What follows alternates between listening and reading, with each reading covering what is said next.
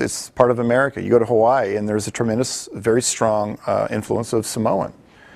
You have to absolutely respect their culture. And so if that were any other country, you have to first respect that individual's culture and their upbringing. And I think that once you respect that, I think it kind of helps builds lines of communication. But along the way, there's got to be ways that we as leaders break down the barriers between, cultural diversity, how we break down race. I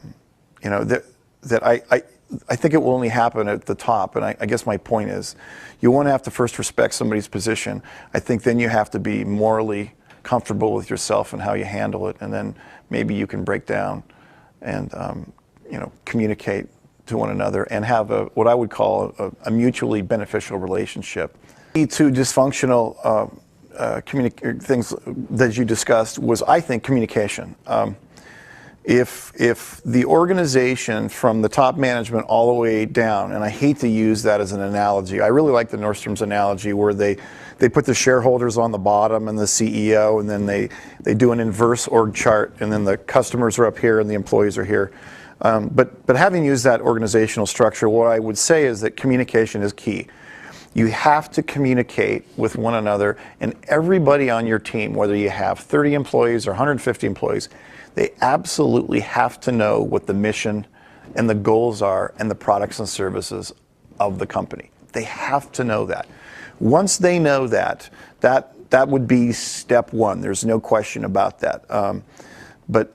Communication is absolutely key, and I think the other thing as a CEO is we try to, in addition to providing communication, I think we try to deliver in our culture a vehicle in which we share our financials with all of our employees, those kinds of things. You always hear from the CEO about the good stuff, but what's the dirty laundry look like? Do we have any lawsuits? Do we have any customer challenges? Do we have any financial challenges, legal challenges? And I think that over time, the openness that you provide, and of course you have to manage the communication, but that piece of information that you provide to those employees is so valuable in earning trust. Each leader in our organization has a core team, and again, that could be finance or marketing, regulatory, legal. There's a number of areas that every company operates with.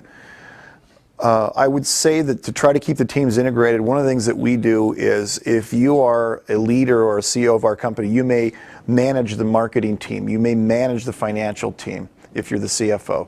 And across the leadership team, once a week, we have a conference call and we update every team member on all core areas of the business on a conference call, because we're in different states, different time zones.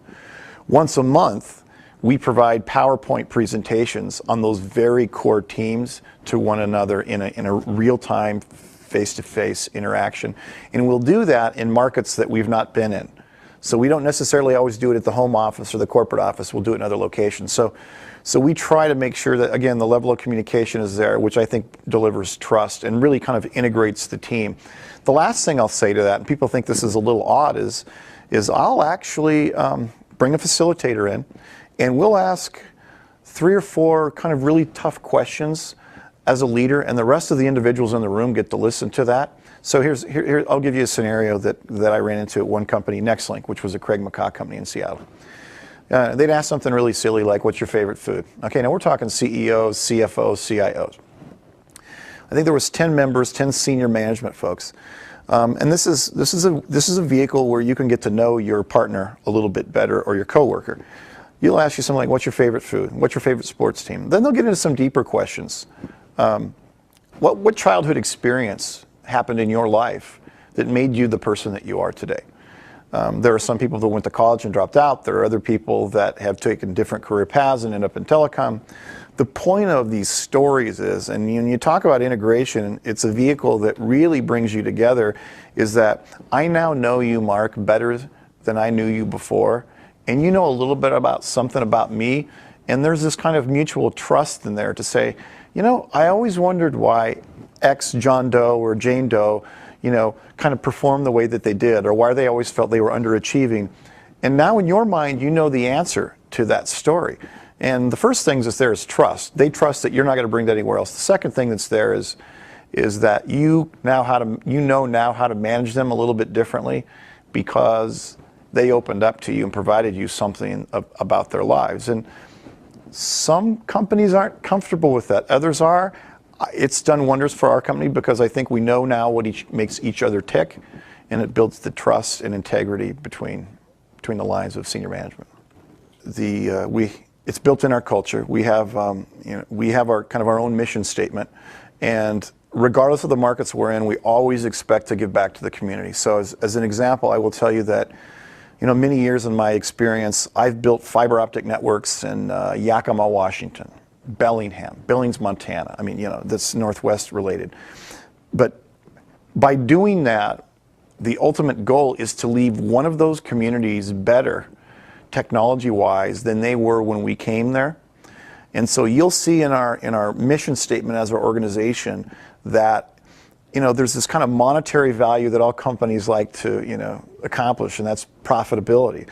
But at the end of the day, there must be something deeper that we, as we're, you know, in our 70s and 80s and we're, you know, getting towards the end of our life, we can hang our hat on the fact that, you know, we as a team, we made a living, but, you know, more importantly, if you go back to Billings, Montana today, they're still using that fiber optic network that we built for education, for nonprofit, you know, a lot of other kind of economic development sort of things. So it's inherent in our culture. It's really part of what we really want to do. It's a bigger picture thinking.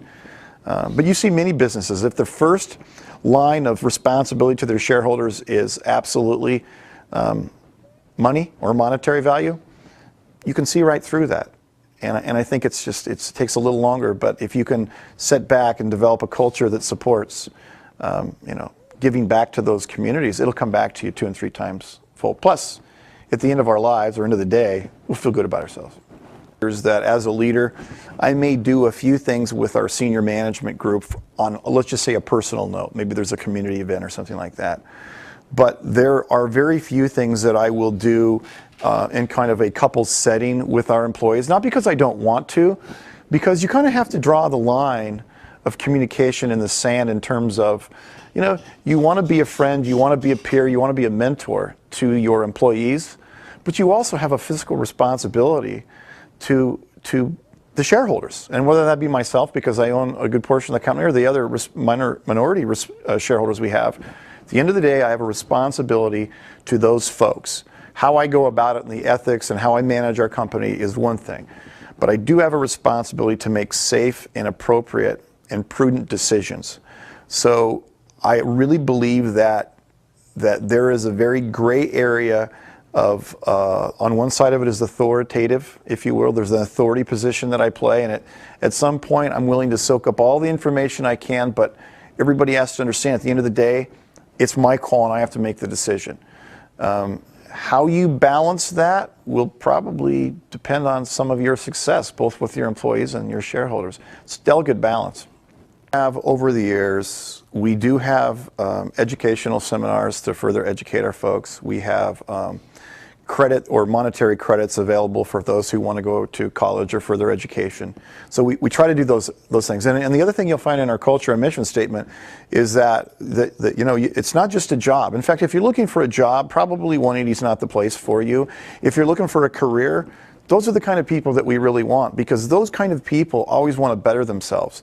And I will tell you that there are a number of people in our company that have started in kind of what I would call an entry-level position and have, you know, grown over the years and taken on more authority and you know, moved into middle management or senior management. So we do have a number of those successes, and we try to do that. We want people to know that those opportunities are there.